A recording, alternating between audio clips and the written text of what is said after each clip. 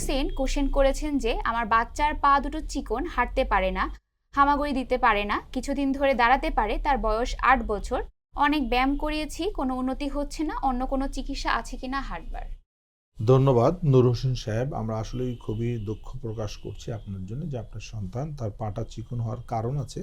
এটা আসলে হিস্ট্রিটা আপনাকে বলতে হবে, যেটা আমরা যতটুকু বুঝতে পেরেছি আমাদের এক্সপেরিয়েন্স থেকে, সম্ভবত সেরিব্রাল পালসিতে আক্রান্ত হতে পারে, যেটা তার জন্মগত কারণে তার ব্রেনে কোনো আঘাত ছিল, যার ফলে তার লেট ডেভেলপমেন্টটা, যে কারণে হাঁটতে সময় লেগেছে 8 বছর। যদি হাঁটতে পারে তো আলহামদুলিল্লাহ খুবই ভালো, আমি মনে করি। 8 বছর বয়সে হাঁটতে পারলে এখন তাকে ফিজিওথেরাপি করতে হবে। ফিজিওথেরাপিতে পা চিকন থাকলেও যদি পায়ের মাসেলের শক্তি থাকে তাহলে সে কিন্তু স্বাভাবিক চলাফেরা করতে পারবে। সো অবশ্যই আপনি ফিজিওথেরাপি চিকিৎসাটা কন্টিনিউ করবেন। মাসেলটাকে স্ট্রং রাখতে হবে এবং বাচ্চাকে খেলাধুলাতে, মুভমেন্টে সবসময় ব্যস্ত রাখবেন। বাচ্চাকে কিন্তু বসায় শোয়ায় রাখবেন না, তাহলে মাসেল আরও দুর্বল হয়ে যাবে। যেটা আমরা সবসময় বলি যে use it or lose it. যদি আমরা কোনো কিছু ব্যবহার না করি সেটা কিন্তু ক্ষতিগ্রস্ত হয়ে যাবে, নষ্ট হয়ে যাবে, ড্যামেজ হয়ে যাবে।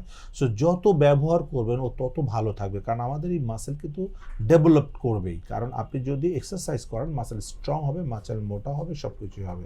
ধন্যবাদ আপনাকে।